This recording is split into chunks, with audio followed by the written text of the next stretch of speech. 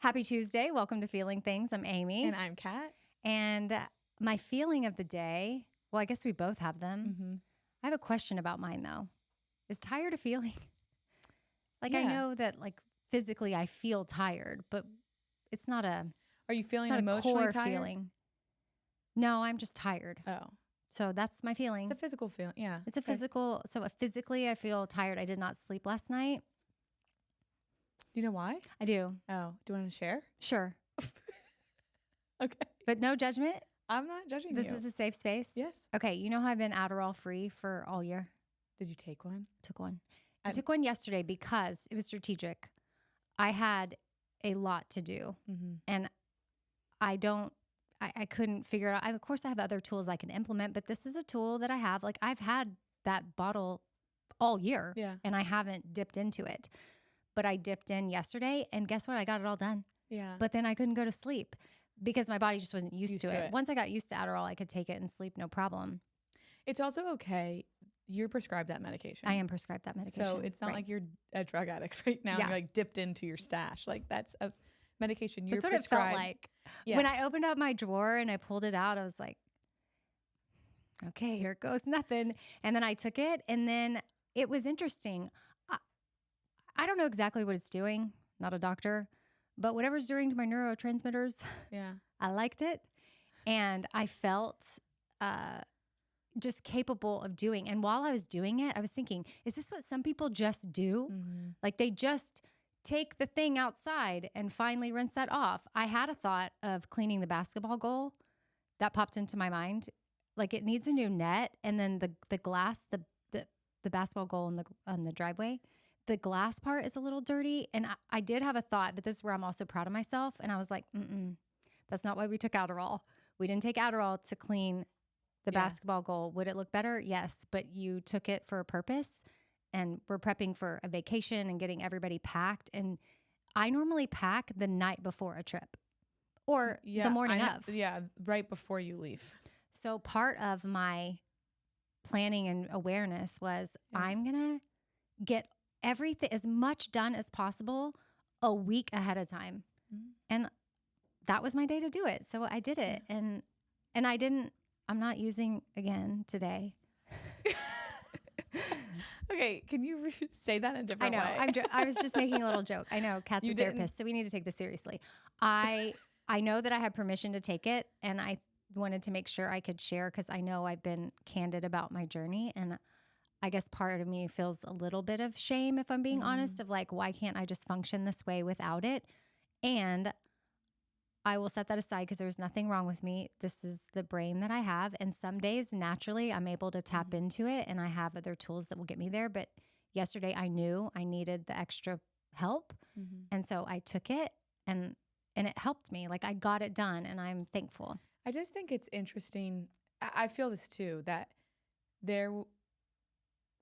for whatever reason, some people who have ADHD or anything, it can be depression, anxiety, or whatever, would feel like they're cheating by taking a medication that puts them on an even playing field with other people.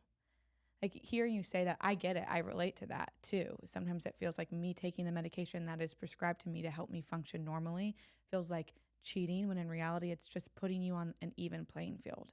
There's a lot of, I think, rhetoric around talk that I think helps people feel that way, but it's just when you put it that way, it's you are working harder.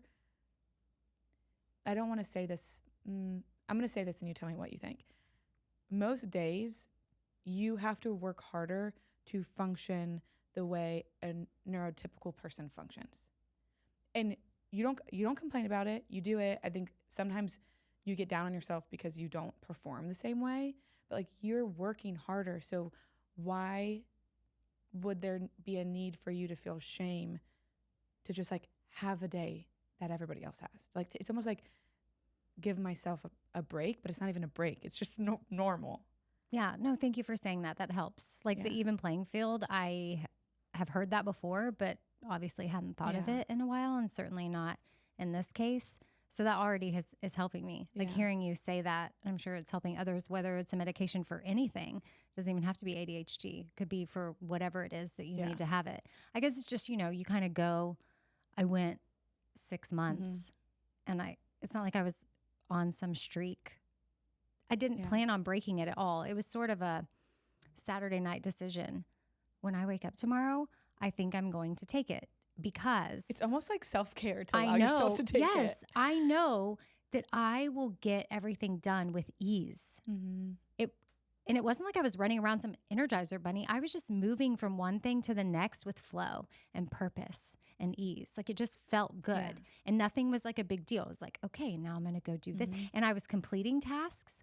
I wasn't like starting, because I can do a bunch of things, but I go and I start a task and then I'm like, oh, now I'm in the kitchen doing the dishes. I was doing a load of laundry and the laundry hasn't started yet.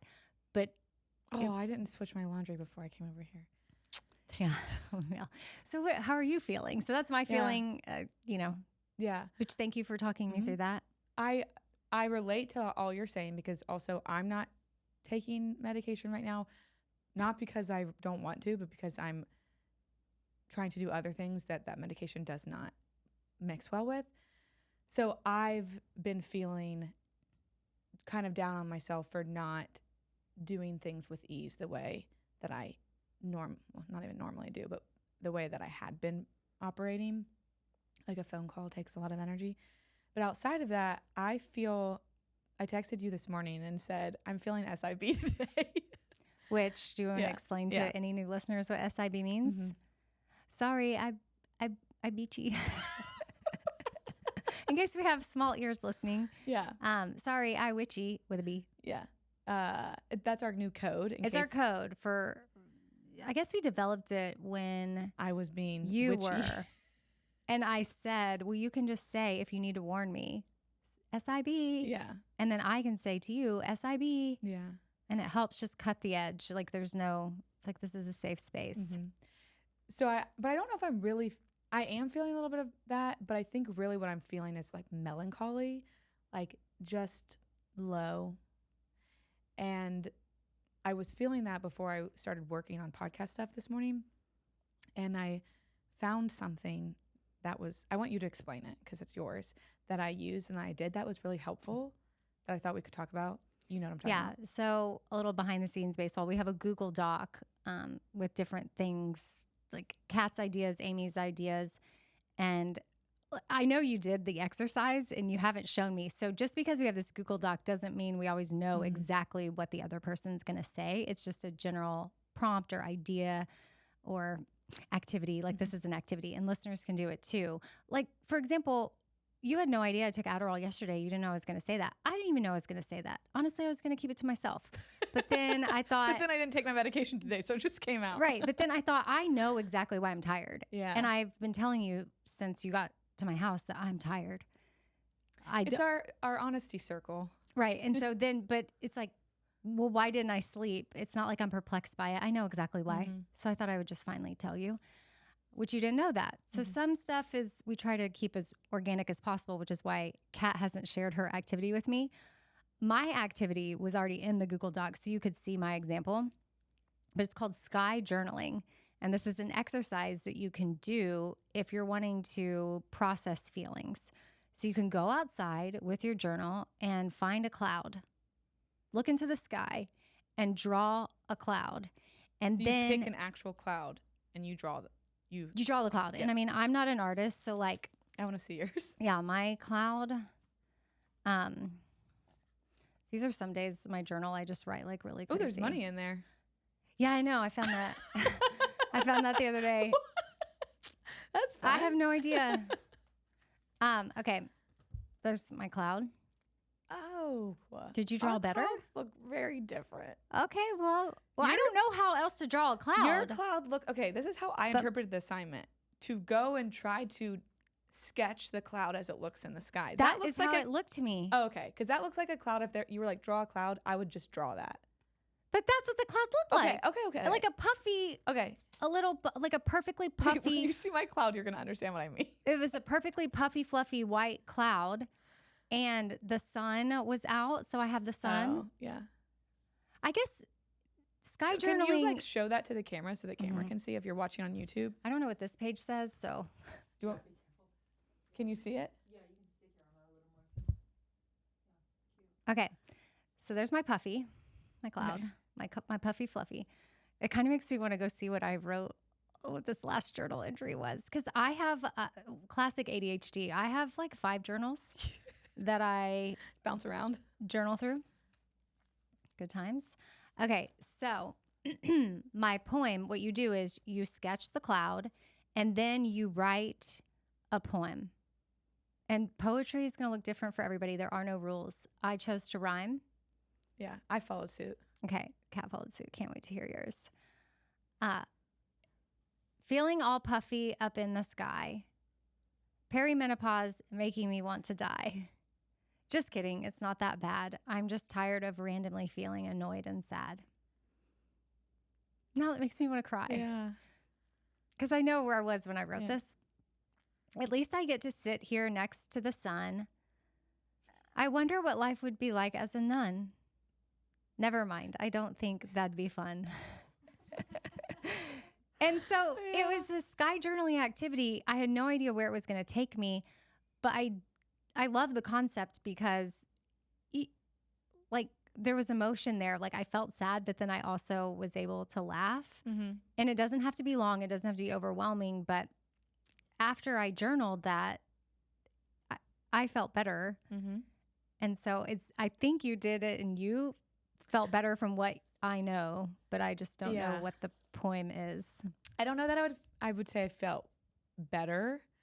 I don't want to give people false hope here. It helped in the sense it helped me give myself compassion for where I was, and I was able to better understand what was going on because I know why I feel this way. And like right now I feel on the verge of tears. I told you that when I got here. Like I just feel that today. Nothing's wrong. Everything is fine in my life. Like nothing has changed from yesterday to today. Nothing has changed from the week when I was like, I feel so energized. I think that was like 2 weeks ago. Nothing has changed in my life. Just some things that I'm doing in my life have changed in that sense. I know why this is happening, but I just like feel like I'm on the verge of like I could just go lock myself in my room for a week, I feel like. And so I think me doing this, which honestly, now that I'm thinking about this, I've never gone and looked at your ideas. I think I've done that once. Oh. One other time. And I don't know what made me do that today. And I like had to scroll. This was not like one of the top ideas. This was kind of maybe in the middle. I don't know. So I'm kind of curious of what made me do that and why today did I see that? Because if I saw that on another day, I might have been like, oh, that's stupid. Like, you know, like sky journaling, lame. Like, I don't know. But like, there's something about that I was like, wait a second. And I read your poem and it did make me laugh. And I was like, oh, okay. So I'm giving you the play-by-play. But I was going to sit down and I got some paper. I didn't have a journal. I found a pad of paper. And I was about to draw a cloud. And I was like, no, you're supposed to go outside and find a cloud and draw the like cloud that you see. Yeah, well, I can't wait to see because I'm like, what? I just drew a cloud. How? Okay, show me. Dark. It looks like a penis or a dragon or a lizard. Can you see it? Oh, it looks like a whale. This way? It's a whale. Oh, wow. You know how sometimes clouds look like. Yeah, it looks. Oh my God. It looks rated R. It just looked rated. Okay, I didn't see any of those things, but I also didn't put into perspective. I made it dark. I thought I was just like, this is so telling.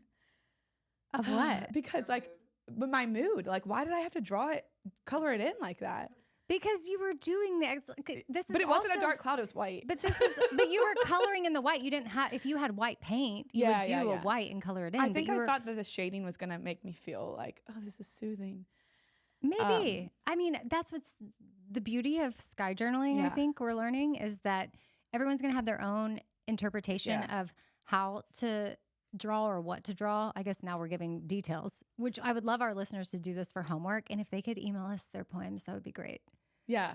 Like, how fun would that be That to would be see fun. just what comes out And for their people? pictures of clouds. Yeah. Can you scan it or take a picture and attach it in the email? Because I think reading those back on air could be Really fun fun. and therapeutic Mhm. for listeners. So if you do send us your poem, also attach permission to Oh, yeah. share, because who knows what may come up for you. Yeah. If it's too personal, you don't have to share it. But you never Yeah, know. You never know. And you know, earlier I was saying it made me feel better, which I like that you put like I felt compassion for myself. You I don't felt think compassion that my for mood yourself? changed. Yeah. Right. Your mood necessarily didn't change. I think mine did, because whenever I name that my wild hormones or my behavior that just feels really wonky to me is likely perimenopause, I feel better, and so doing that poem Yeah. helped me name it. Yeah. So you may, who knows what it'll do for you, but it could be that, yeah, you just have compassion for yourself, or maybe you do feel a little bit better, Yeah. or it's information. Yeah. Maybe it'll tell you something. The poem is now going to speak to you based Yeah. on what comes out, which I don't think I have any plans of being a nun. It just rhymed. Yeah. You're With limited in sun. your words. Yeah. Yeah. I will say I didn't feel better. I felt compassion, but it gave me an idea of where I was. Like, it helped me. It did help me. I think the point of this was like help you slow down and be. And it was like, okay, Yes. take a second for yourself so you can recognize where you are. So then I don't go around projecting this feeling on other things, because what I'm going through, I just have to sit it out, like wait it out. Like I'm going to be here for a little bit. So I'd like to be able to know where to put this energy. So now let me read you my poem. I cannot wait. I'm ready. Oh, little cloud, you look much like an alligator. As you float through the sky, I imagine you yelling, I hope I don't see you later. I get it. Sometimes you just want to be alone. This is going to make me cry. With nothing to do, no one to answer on the phone. Is it exhausting to float through the sky all day? Does it feel like a job, or does it feel like play? It sounds nice, but I guess lots of people are staring at you, judging what you look like and if you're blocking their view. If you're giving the sun enough space to shine, or creating the right amount of shade so we can have a good time. Some people might think you have it made, but that's a lot of pressure, and I don't think you even get paid. Wow, this is long, but I love it. I was really into it. This is warming my heart. I guess what I want you to hear from me is, if you are tired of being a good cloud all day, maybe you should just be. I feel like Dr. Seuss. So what I'm hearing, and that maybe what was coming out, what I hear it as someone receiving what you're saying, is that maybe during this time you just need to let what it is be. Mm-hmm. Yeah. And it's going to suck. Yeah. But it just has to be. Yeah. I feel like I'm going to name another feeling. I feel silly because that poem is like silly. Like, as I was writing it, I was kind of like, ha ha ha. You're like, you don't even get paid. But also I like relate to it a lot. And it was interesting where your mind just went. Like, why did my mind just go like, I hope that, or I bet you're saying, I hope I don't see you later. Like, because I want to just like lock myself in a room for a couple hours. Yeah. And be by myself. And I can't do that.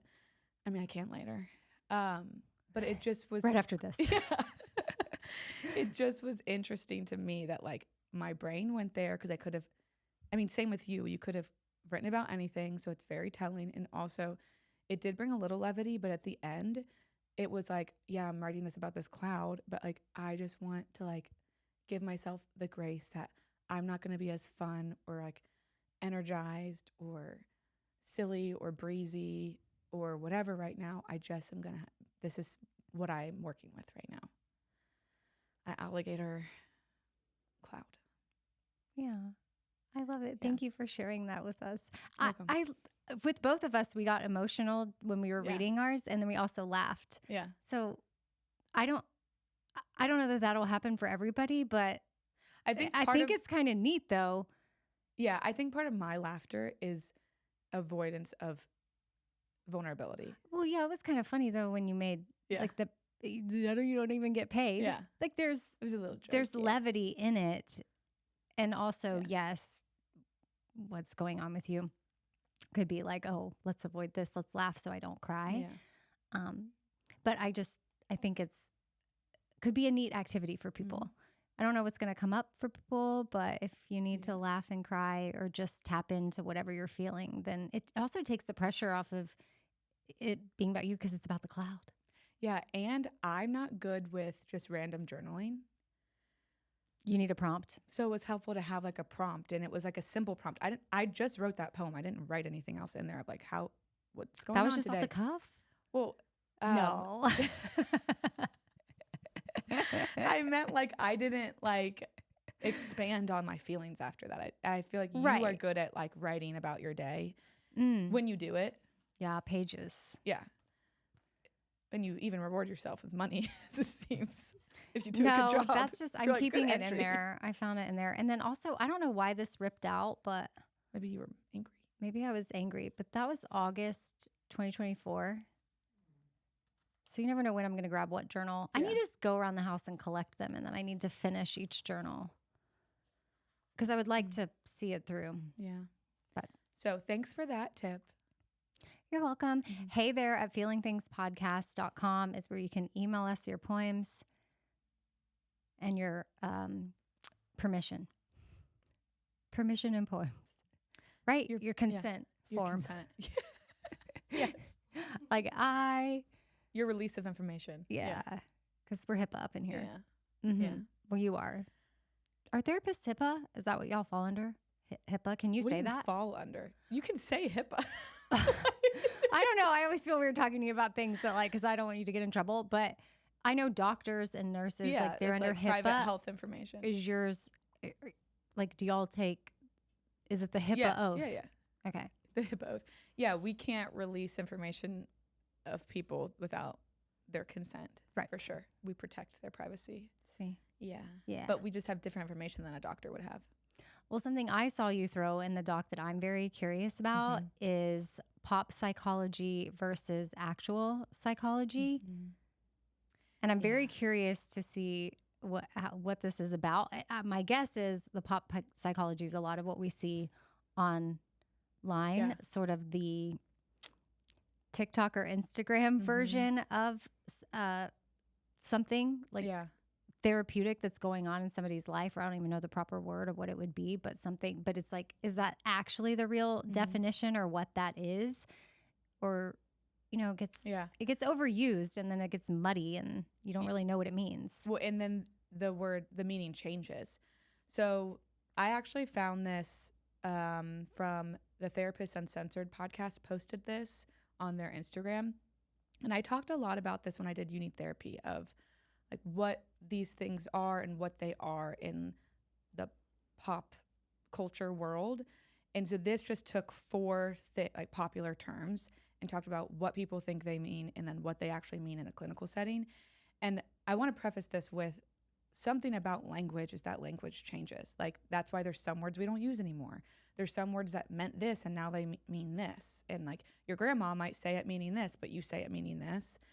And that's true for these things too. And I think it's important to be intentional about how we use certain words.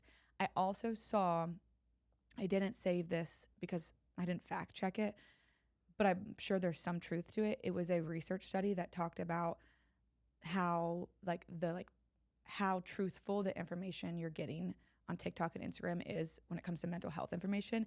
And I think what they said is, I'm going to preface this with, I don't actually know the actual, but it was something like 60 to 70% of the information you're getting on social media platforms about mental health can be incorrect. And but I also, I didn't read the whole article. So I want to say what I imagine is part of that probably is like, it's not completely false, but it's not completely true. Well, and then people are left to kind of figure it out from themselves, and then they can kind of take from that without further conversation or critical thinking around it. Something I noticed about myself since we've become closer the last few years is working on my critical thinking, because I tend to Well, first of all, it's exhausting for Yeah. me with my brain. Critically Well, think. yeah, I mean, I like to critical think and I can, and I want to think for myself, but it can be You just want to trust tiring the source. to, yes, I'd rather trust the source. And when I find somebody that I like, or they seem to be popping off, as the kids say, Mm-hmm. I will follow and start to listen and want to take in everything that they're saying. Mm-hmm. Like, this, I had this with Mel Robbins, which I think, sure, it, I w- just, I'm also prefacing that Kat and I might do a deep dive on I'm smiling because that. I'm like, yes. And Kat's been waiting. She, you mentioned like a month ago, something you used to do on Couch Talks when you had Uni Therapy podcast was deep dives or were deep dives, and you missed them. And I thought, okay, well, let's do a deep dive into Mel Robbins and let them, because I think as a therapist, you see some confusion around that, which as a whole, like there's parts of the idea that are not harmful. But if you're just kind of taking a snippet from social media, maybe you're not even reading the whole book, or you do, but then you're not doing some inner work to figure out, okay, how does this really apply to me? You're just sort of starting to throw around, let them, then it can be harmful. And you can speak about any clients. I feel like you said you've had some people that have been confused by it, but I don't know if you can say that. HIPAA.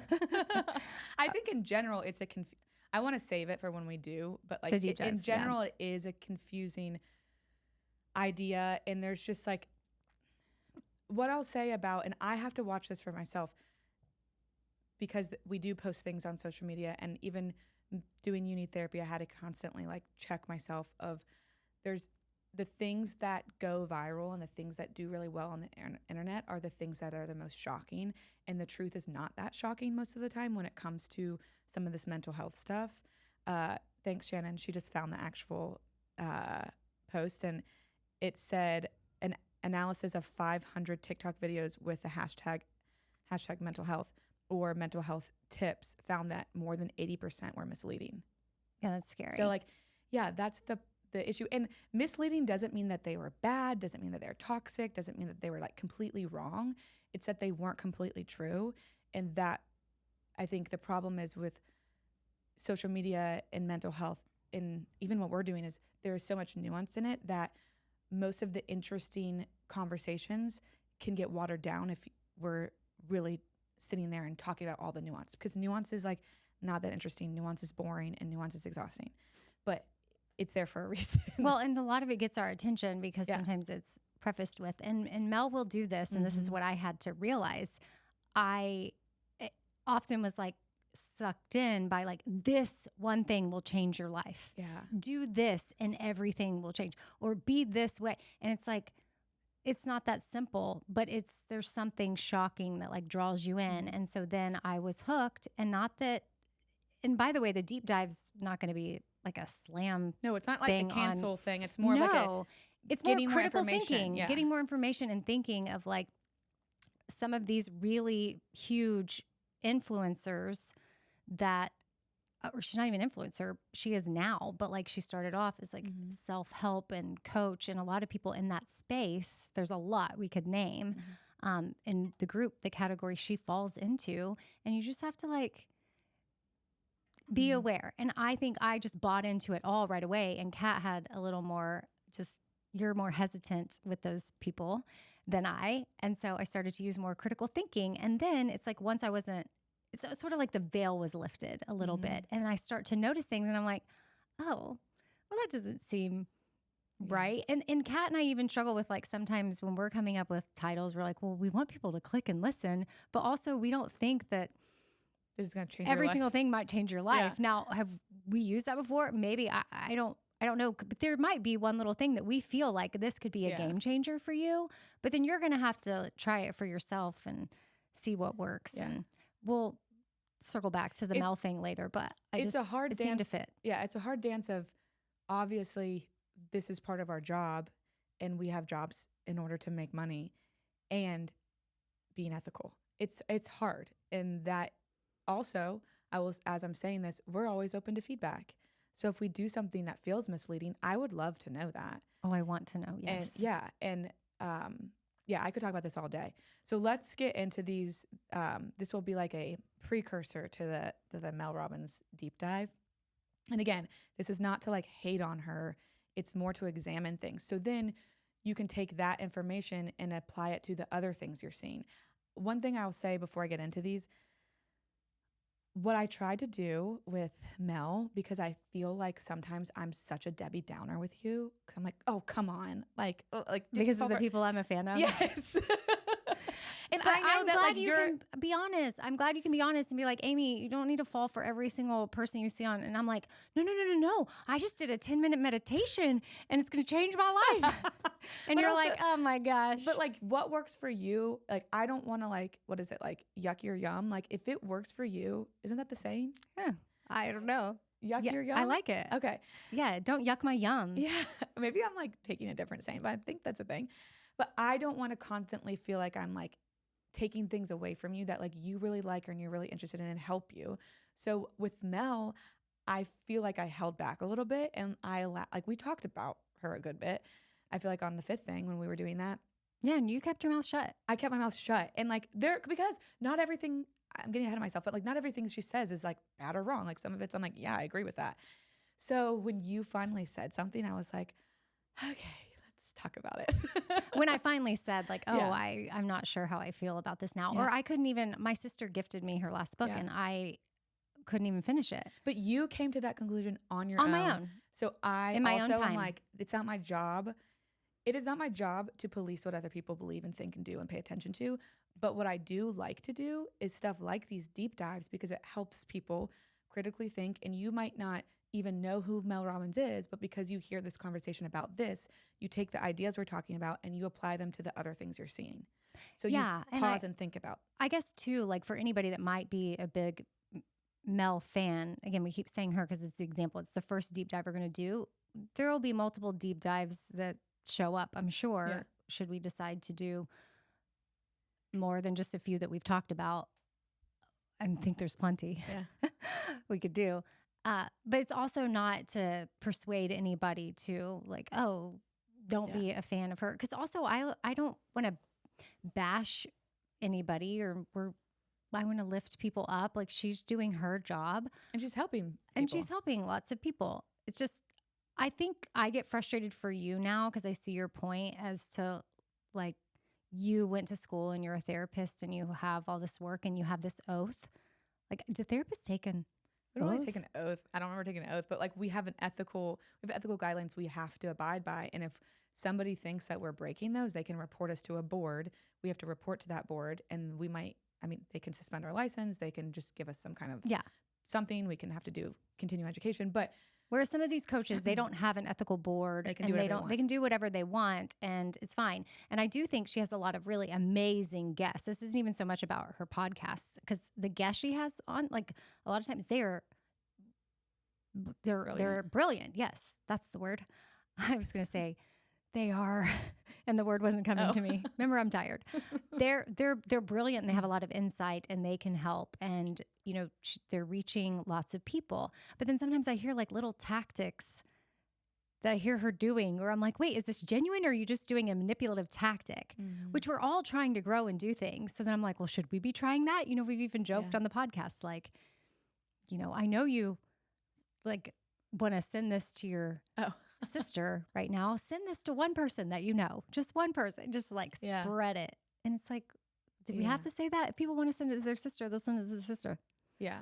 Not like it's necessarily bad, but she's done an episode before where she's talking about little ways you can get people to do what you want them to do. And that was sort of one of the examples. And then I hear her doing it and then I'm like, you can't unsee it. Just feels weird because then I'm like, oh, am I now doing this just because I'm being brainwashed to like do this? Yeah. So anyway, moving on. Pop psychology versus actual psychology. See, we could talk about that for the whole podcast. Okay. So I'm going to this again comes from the Therapist Uncensored podcast. It's a great podcast. I will say it's very academic. They have great guests as well. They're two actual, like, I think they're both have PhDs. But great podcast if you want to just learn about stuff. But they posted the pop psychology definition and what the actual clinical definition or like idea behind these things are. Question. Part of me wants to ask you what you think these mean to see Are you okay I'm with a that? perfect candidate because Okay. I am pop culture. Well, you might be right because you might know some of these like clinical terms because you also are in therapy and Okay. do that. So I think this could be interesting. So the first one is trauma bonding. So when you hear the word trauma bonding, what do you think it is? When, well, I have two things popping in my head right Okay. now. When you are bonded with somebody through a trauma that you experienced together, not necessarily if it happened to both of you, but like, I think if in a relationship, if one person is doing something to the other person, like maybe they're emotionally abusive, do you have a trauma bond relationship with that person? Mm-hmm. Like I mean, you can sometimes it's become- why you stay. Mm-hmm. That pops into my head. And then also when you trauma bond with someone, like you tell each other your trauma. Okay. Like you meet somebody Yeah. at a bar and you're like, oh my gosh. Which when I was in the thick of things, I wasn't meeting someone at a bar, but I had a lot going on. And one time I was at a birthday party and my husband had stuff going on, my son, like my life, my dad died, like my life was falling apart. But I went to this birthday party because it was someone close to me. And then at the party, I just randomly start telling someone there like everything going on with me. And I left there mortified. And I was like, what did I just do? But I just like trauma dumped. And they shared some stuff back too about their life. So I felt like that was Did a you ever trauma talk bond to them again? situation. No, I mean, I've seen them since Okay. then, but I like haven't brought any of it up. And I left there the whole drive home. Like, what did I just do? Like, Yeah. why did I just unload that? It's not necessary. We're at a party. We're at a party. Like- yeah. So perfect actually, because you answered the pop psychology definition, like what people, I think when they say I trauma bonded with them, I think they're thinking that what they wrote in this post is when you're bonding with someone over shared trauma or similar past experiences. Okay. So that's not in clinical settings. When I'm talking to somebody about trauma bonding, that's not generally what I understand when they're saying that, that's what they think it means, but it's what you said at the beginning. I am going to add to what they say because I think trauma bonding it can be healthy, and it's going to sound weird, but it can be good in a sense. So the actual definition, what they put is a situation where someone develops a strong sympathy, loyalty, or dependence or attachment towards their abuser. So you bond with somebody who is, you're in that trauma with them. What's that? Oh, I'm blanking on it, but what's the syndrome where you like fall in love with your captor? Yeah. Stockholm syndrome. Yeah. It's like that would a form of trauma bond. Like Stockholm syndrome. But also, if you go through a trauma with somebody, you're going to be trauma bonded with them. So I was thinking like my sister, like Yeah. walking through cancer With with your mom. our mom and our dad. yeah, Like there were certain things we went through that nobody else would understand. Like, I mean, 100%. other people that walk through it with their parents, maybe that's not what I'm talking about. Just like in our family, like people just, it was like, you wouldn't get it. Yeah. And I feel like we're trauma bonded in that way. yeah. So that, I think there's two ways you can look at that, but that's what that is. It's not just sharing stories. It's like going through the experience. Gotcha. Okay. So good job. A+. The next, Well, I didn't think about the sister part though, but that Yeah. makes sense now. So you can be Um, trauma bonded if you both like a sibling, like if Mhm. you and your siblings were raised in a alcoholic home Mhm. or something. Mhm. Y'all could be trauma Well, bonded. and also it doesn't even have to be an abuser, but let's say you walk through, like in your relationship, one of your partners has a lot of mental health issues, whether that is addiction or, I mean, any other mental health issue. They might not be abusing you, but you're going through this very difficult time with them, and it might be hard to separate because you've been through all of that together. You can be, it's like a codependency, you know? So there's trauma bonding. Next one is a fun one, gaslighting. Oh, that's when someone tries to tell you. Give me both. Oh, I don't actually- know. Okay. I don't know that I know too. Okay. So you tell me what you know it to be then. What I know it to be is someone telling you their truth, but it's not the truth. They're trying to convince you that that's the truth. And like, you know that it's not, that they are living in their own world. Mhm. It seems, and it doesn't matter. Mhm. Their way is the truth, and they're not going to ever back down from that. And it makes you kind of then Feel start to- crazy. yes. You feel crazy. Yeah. I have been gaslit before. It feels Yeah. crazy. Yeah. I mean, that's pretty common. Now, what people have exaggerated it, where the pop term is like, they're just lying to you. Right? Oh, well, yeah. Like I hear my daughter and her friends, like teenagers will just be like, oh, stop gaslighting me. And I'm Yes. like, okay. Which that's what I'm like, Which lying, okay, it is, but that seems probably the more pop way, but it's still lying, but it's more lying, but trying to convince somebody else that they're nuts. yeah. So the pop way would be the pop way. In popular culture, it's lying, or just like sometimes people just like disagreeing with somebody. They're like, "Oh, you're gaslighting me." That's just like disagreeing, or like maybe sometimes you just lie because you're like lying. It doesn't mean that you're manipulating somebody in an abusive way or a toxic way. I mean, lying is pretty toxic. The actual clinical term or actual clinical way it's viewed is an abuse tactic where you are manipulated to question your reality, memory, or sanity, not just disagreeing over what happened. So this is like blatant, like we're looking at the sky and it's blue, and that person is saying, "What are you seeing? The sky is yellow." And you're sitting there being like, "I see it blue, but like, have I thought," now you're starting to question, like, have I thought blue is yellow and yellow is blue my whole life? Like, what? Where they're blatant things in front of you, and it's to make you feel crazy. So you start questioning everything, and you start to feel weak. And if there's a power dynamic, then you definitely do. And you'll eventually just be like, okay, fine, it's yellow. Versus like your daughter being like, "No, I was home at curfew," because they don't want to get in trouble, you know? Mm-hmm. Yeah, that's just lying. Yes. Yeah. Okay, next one. This one grinds my gears sometimes. Triggered. Yums my yucks. This one really, this really yucks my yums. Okay, wait. Triggered? Okay. I just have one thing that's coming to mind, and it's when you are having an emotional, even a visceral, like a physical. You're so smart. Shut up. No, really. Okay, thank you. Pause. No, I mean, just you're having a response to something that has happened because of something that has happened to you in the past. Okay, yes. So pop psychology says someone makes you uncomfortable or annoyed. Like, "Oh, she triggered me." Okay, so it doesn't always have to be because of something in the past. Well, that's the pop psychology. Oh, sorry. The actual, ding, ding, ding, Amy. A trigger is something that causes a sudden increase in symptoms like flashbacks in PTSD or compulsions like in OCD, not just a source of general discomfort. So yeah, it's something's happened. It's bringing up this actual visceral, use that big word, visceral experience that's creating not just like, "Oh, I was angry or annoyed or it bothered me," but like it's bringing up symptoms that have to do with your trauma or OCD or something like that. So good job. You're 3 for 3, girl. Are you ready to go 4 for 4? 75 so far. Hit me up. I'm going to get 100. Maybe. Okay, but if you don't get 100, it's also okay. Thank you. Intrusive thoughts. Okay.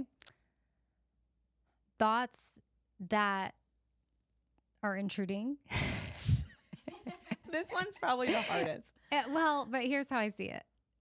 Again, with my brain, thoughts that are taking over, they're interrupting what I have going on.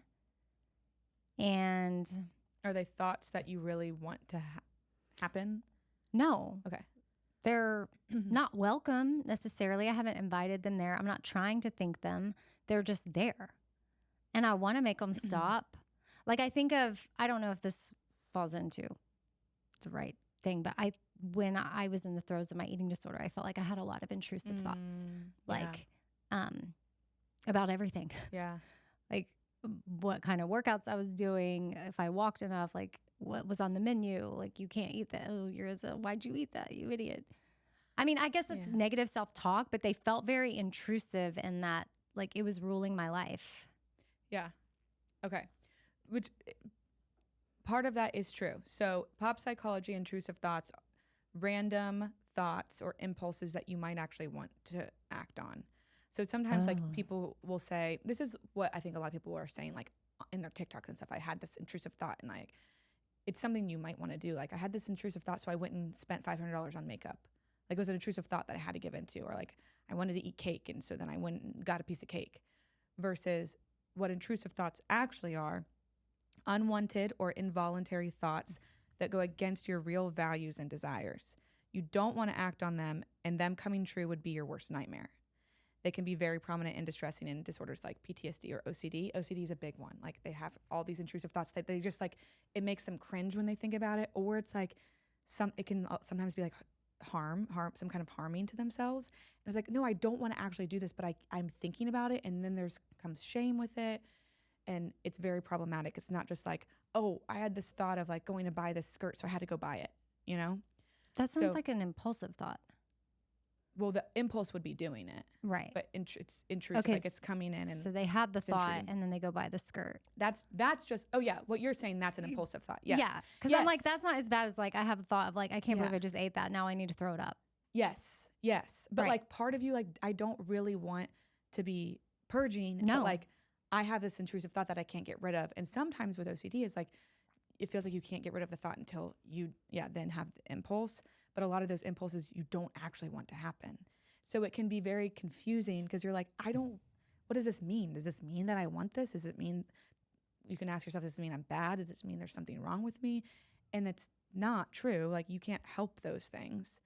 But that's the like higher level. And I think sometimes when we're talking about like, I had this thought that I wanted to dye my hair, so I went and dyed my hair.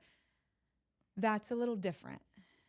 So you wouldn't put that as a real, like an intrusive thought. Like, and I think, well, that's what I'm saying with how words are changing meaning is it kind of waters down. So we have to clarify that this is this and this is this.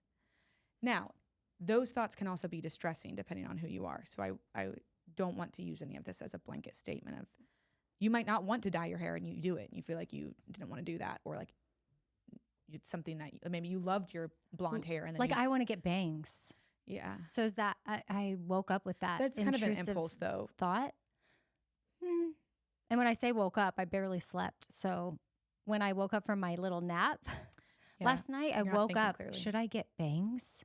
Because I have a hair appointment tomorrow. No, Wednesday, and I want to get bangs. Now, what I would wonder with some of those things, a lot of times, because I have that stuff where I'm like, I almost got adopted a dog yesterday. That's an impulse, and that comes from more so my anxiety and ADHD and me just being kind of an impulsive person, and or me needing some kind of, we all know how I'm feeling right now. I need some kind of like high to hold on to. So that would be, I had to be like, Catherine, if you're going to get a dog, you got to sit on it for at least a week. Versus if you were going to make a change like bangs, is that really just an intrusive thought, or is that this like desire for like some feel good and change? Yeah. Got it. So this is not, I don't want people to hear this. And again, like we were saying, there's nuance in everything. So this conversation is bigger, but generally I wanted to highlight like there's a difference in how we use some of these words and what they really mean. And that doesn't mean that like this stuff over here doesn't matter, but sometimes it can be confusing for people. I've been thinking about like when people, this is something that again grinds my gears, is when the way we talk about bipolar, when they're like, oh, that she was so bipolar, or she was being so bipolar. That's not what people think bipolar disorder is. Isn't that you're thinking? A lot of times we say that when somebody's hot and cold, and that's not a lot of times what somebody with bipolar disorder even looks like. And also that's something that they can't help. And it's an actual mental health disorder that. Yeah. I think that I've been guilty years back in the past of being like, oh, I'm so bipolar right now. Like using that word flippantly. But I think shame to you. That was normal. No, it's normal. I think so. But I think we also then have a responsibility once we learn. I personally, in the last several years, I feel insensitive saying that now. Mm-hmm. So I wouldn't say that and maybe that's because I had an experience with someone for the first time and I hadn't before. And then I had a newfound respect for what they were going through. Mm-hmm. And I don't want to minimize what real people with bipolar are. And it's like kind of mean. Are dealing with. Yeah. Cause it's like, okay, no, that's actually not bipolar. I'll show you what is. And you don't want it.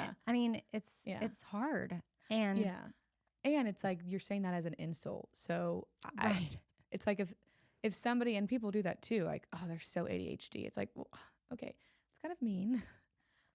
I have that. And like that, I don't want you to talk about my behavior that I can't help like that, or that things are hard for me. And it's bigger than that. Like It there's feels a like right struggle now in on that. social media, like everybody has ADHD. There's phase, like we're going through the phases of every disorder at some point. I feel like it's everybody has ADHD, everybody has autism, everybody has OCD, everybody. I see that in my office as like a constant revolving door. But I don't think I have any of those other things. But I think this is part of that too, is we all can relate to symptoms of all of those things. Like we can all, I mean, even we can bring in personality disorders, borderline personality disorder, narcissistic personality disorder. We all have traits of those. I have traits of both of those. That doesn't mean that I have those disorders. And so that's also part of the issue with people. How do I say this? Maybe just seeing on social media, if someone's like, oh, if you can't find your keys, you misplace things all the time, you have time blindness, you can't ever be on time, then it's like, people are like, oh my gosh, I have ADHD. But they've never actually gone and been tested to figure out if they really have it. Because I've been tested once in college and then later, probably in the last 5 years from someone you connected me with. Because I kind of thought, well, maybe I've outgrown it. Some wishful thinking. And I was like, haven't. Yeah. Still the same. But I think if some of those things are sounding familiar with you, then and you have the resources, try to do the steps to go get tested. So then. Well, it can feel, when you see those videos, it can feel like a relief to have an answer to some things that you might not like about yourself or some things that you've been struggling with. So I think that's one of the reasons we grab onto that. Like, I must have this. But also it causes panic in other people of like, I've had clients come into my office and be like, why haven't you told me that I have this? And I'm like, because you don't. And also sometimes in diagnosing specifically, like more so personality disorders, there is a nuance in giving that diagnosis, also in like really figuring it out, because it's overdiagnosed and it's misdiagnosed all the time. So I can't just know somebody for a couple sessions and be like, this is what you have for sure. So you're knowing the version that's showing up in your office. Oh yeah. Yeah. So, and over time, hopefully you start to see like the cracks in the presentation versus the reality. And as a client, I try to show up with my best self as well in the therapy room. So I think that has created some difficulty in being a therapist because of this stuff. And again, I am saying that as I am hosting a podcast talking about mental health. So I know that I have to monitor that too. And I want to be open to that feedback too. If I'm presenting things in a way that feels too overarching or too, I wanted to say simplified. That's not a word. Simplistic? Sure. But anyway, my whole point in doing this and reading this is just giving us, again, a way to critically think more, and opening our eyes to the bigger picture of what some of these things mean. And it's not to shame anybody, because if I didn't work in this field, I would be on the pop culture part of all of this. Like, why else? Why wouldn't I? Yeah. Welcome to our side. But I guess, being so close to you, it's helped me and I appreciate it. And I think others listening will appreciate this too. It just gives you a different perspective when you're doom scrolling, which, pro tip, set a timer. Doom scrolling in itself, not totally bad, but if you're doing it for a long period of time, stop. It'll change your life. Just kidding. Set this timer. It'll change your life in 5 minutes. Mm-hmm. That's all you need. Let's close with a win, big or small. So my son is in summer school, and something that the principal said they're doing is encouraging the kids, like they have a big poster board and they're writing down their wins of the day or wins of the week, big or small, doesn't matter. But each kid has to participate. And he was just sending out an email to the parents talking about how it's really cool to see them be able to look at their day and look at their life and come up with something like a win, big or small. So for both of us, today's been, you more so than me. Like, I'm just tired. You have other things going on and you're feeling melancholy and like an unpaid cloud. But I showed up. But you're here and you showed up. And I guess let's just find a win. Like, what's a win for you? Oh, that you showed up. Yeah, that's what I was. Oh, that was your win. Yeah. Oh, you were doing it. Do you want a bigger one? I feel like that's big. No, I get it. You showed up. That's your win. And I'll do two. because it was a win for me to do that exercise because I don't usually do journaling. So for me to actually stop and be like, okay, I can stop and do this and I'll get back to my work in a second. I need you to go home and read your poem to Patrick, your husband. he's already being so sweet today. So I wonder if he'll be like, oh my gosh. He's gonna be like, let's frame it. He's gonna be like, you can quit your job, stay home. Right? Yeah, I'm just kidding. I don't want to quit my job. You need to keep that. I know, but we all have those moments where Yeah. it's like, I'm done. Yeah. I'm moving to Mexico. Is that where you would move? No, I don't know why I said that. Okay. I think it's my cousin is moving there. Oh yeah. I don't know if she said that publicly yet, so I won't say which cousin. Yeah. You have so many cousins. Who could I have be? so many cousins. I do. I have lots of cousins on my dad's side, my mom's side. What's your win? My win is, let's see. By Mexico, though, I did mean like more of like the Pacific side. Maybe I could see myself going there, not Okay. like, Nuevo Laredo or something. Oh, I've never even heard of that city. Oh, it's the border. Oh. Okay, let me think of a win. I don't really know. Oh, I know. I've been good about drinking my water today. I have my Yeah. measuring cup, and that is what I'm going to do because I've been getting headaches, and I know it's because I'm dehydrated. So cheers. I have all my water bottles and you have your measuring cup. This is my favorite thing to drink out of. I will drink all my water if I have my measuring cup, and I know it's made of plastic, and I don't know if it's giving me microplastics in my brain, but it's fine. Do you really want me to cheers you? Yeah. Okay. Let's just close with a cheers because we both did it. This is our wins. We're winning. Okay. Cheers. We're winning. Who used to say that? Charlie Sheen. Oh, I didn't. You don't remember right when hashtagging was becoming a you thing? cheers me and then you didn't drink. Oh, do you have to drink after you cheers? And you have to make eye contact. Oh my gosh, Alex, my boyfriend, he told me that exact same thing. He said, I cheers and look away. Do you want to know where cheers came from? Did I tell you this already? Don't know. I learned this when I went to Italy. So cheers came from back in the day, the Romans, the whoever. Oh, yes. They You have would- told us. They but would remind us. all cheers their glasses to make sure, and they would clink them so a little bit would go into other people's, and it would make sure that nobody poisoned each other. That's because right. I'm not going to poison you because you're going to clink my glass, and then I would be poisoning myself. Bam. More That you is- know. That is a fun fact. Mhm. Thank you for letting us know. You're welcome. People can use that this weekend. Wait, I think that was from the Romans, or was that from like the Boston? Did I learn that in Boston? I feel like you had come back from overseas when you told us that. It was like on Okay. the fifth thing. Shoot. No, huzzah is from Boston. They would cheers and go, huzzah. Mm-hmm. There you go. It's okay. Fact checked me. We're Yeah, not. Okay. Um, We're not here to give you we're not here historical to- yeah. facts. We're not a history podcast. Yeah. We're a therapy podcast. Yeah. Thank God. Because Kat's a therapist. And we hope you have the day. You need to have. Bye. Bye.